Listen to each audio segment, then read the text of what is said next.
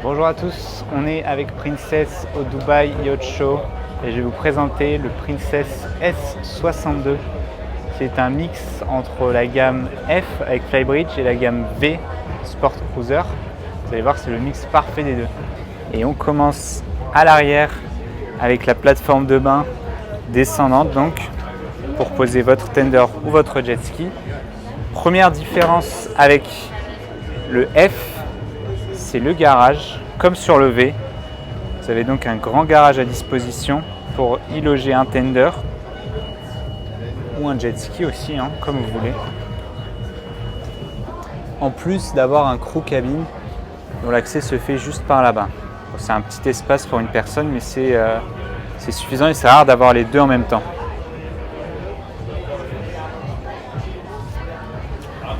Deuxième différence, c'est le bain de soleil qui est juste ici et qu'il n'y a pas sur le F. Et voici le pare-soleil rétractable.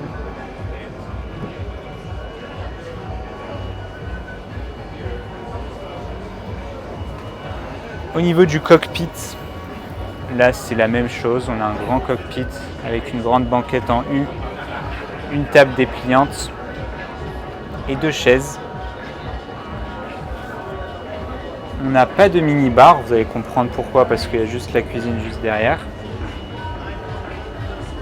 Ici les lights et les commandes déportées, si je trouve l'ouverture, voilà. Hop. Allez, commençons par l'avant avec le passe-avant qui est comme sur les autres bateaux de cette gamme, enfin de cette taille en 60 pieds sur Princess, un peu étroit. J'ai failli tomber de l'autre côté, mais bon, parce que j'ai la caméra, etc. Mais c'est suffisant.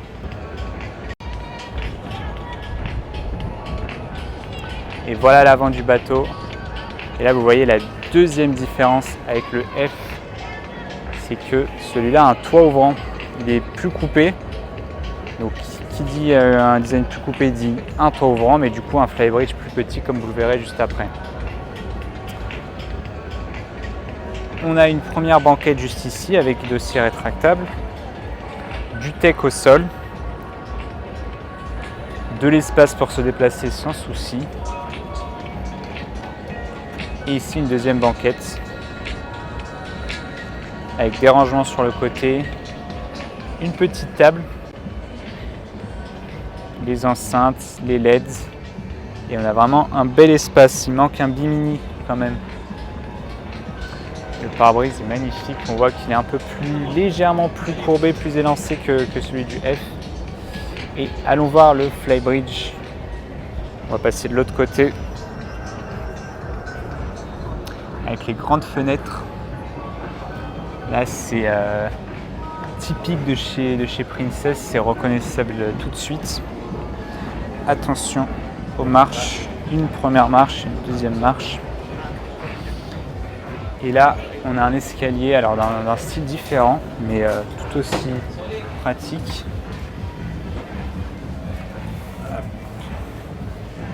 Et voilà le flybridge, avec ici le second poste du capitaine, avec deux sièges et bien placés, puisqu'il a un accès direct à l'arrière du bateau pour manœuvrer et se garer.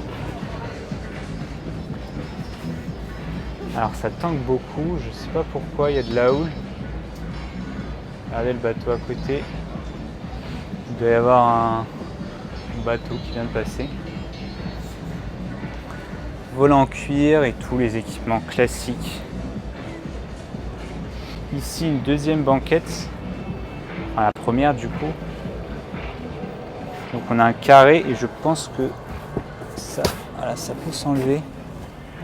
Ouais, on peut enlever cette partie-là. Donc soit vous avez une position assise, soit vous avez une position allongée avec le dossier. Ça c'est très bien vu. Comme ça vous pouvez vous allonger confortablement en arrière. Et voilà l'arrière du flybridge. Avec du coup, comme je vous l'ai dit, moins de place. Donc c'est au choix. Soit on a plus de place en bas avec la banquette supplémentaire, soit comme on peut le voir juste à côté sur le F, la banquette qui est juste ici mais qu'on n'a pas en dessous. Ici vous avez quand même de la place pour 6 personnes avec une table dépliante et même 2 chaises en plus. Et tout le mini-bar avec tout l'équipement classique.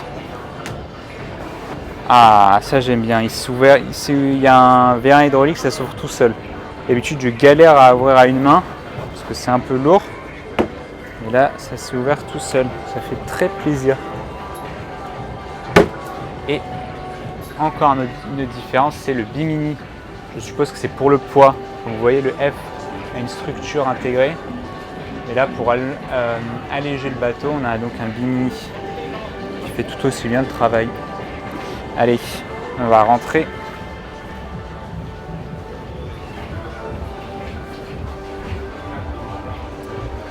Avec les portes coulissantes.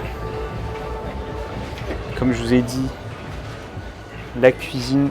Ah, je vais fermer, j'adore m'enfermer dans le bateau parce qu'il fait super rond, il n'y a surtout pas de bruit. Ici, hop, je galère, il va me l'ouvrir. Je sais pas si c'est soit de l'intérieur ou de l'extérieur.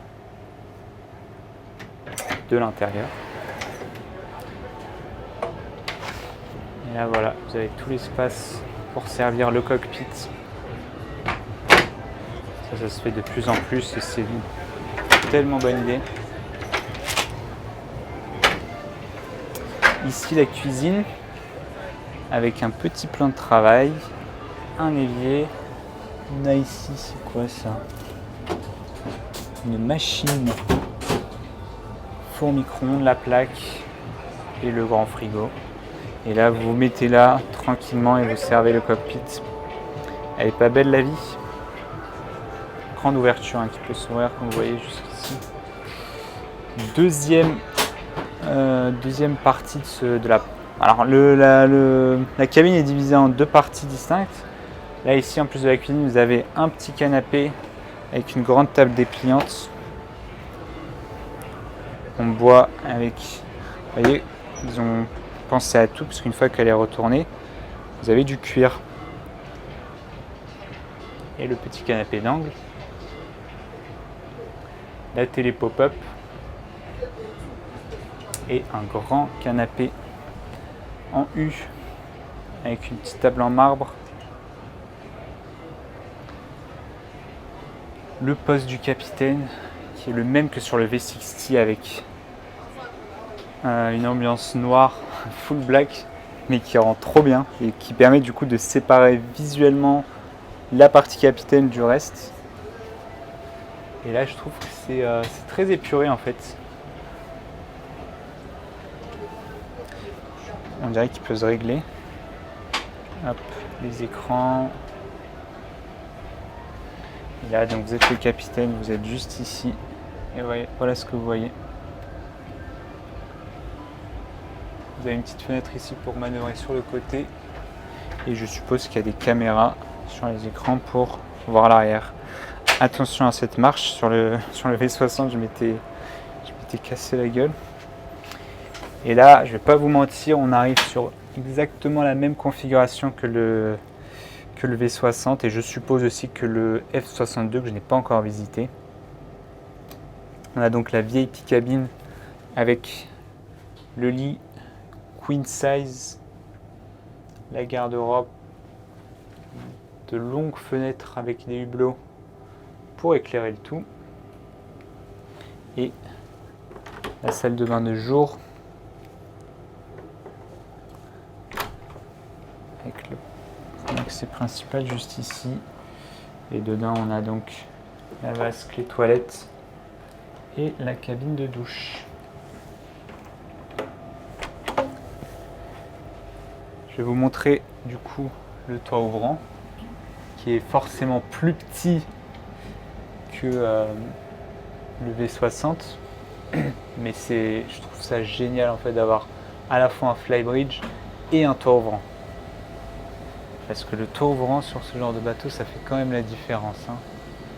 Regardez là, vous profitez de l'air et vous avez une vue sur tout et vous avez quand même votre flybridge.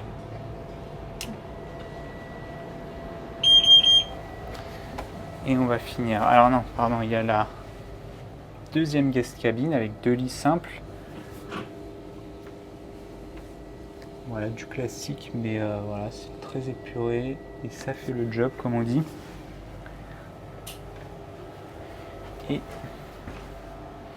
la master cabin avec la salle de bain privée qui est exactement la même que la cabine de jour. On ferme ici un petit corridor avec juste ici des rangements, la télé. Et là, on a une plus grande garde-robe.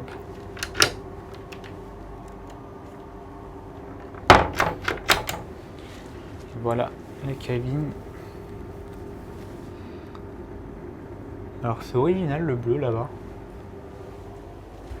Je sais pas si c'est un choix du propriétaire, mais je trouve que ça colle pas avec le reste qui a des tons assez clairs, épurés.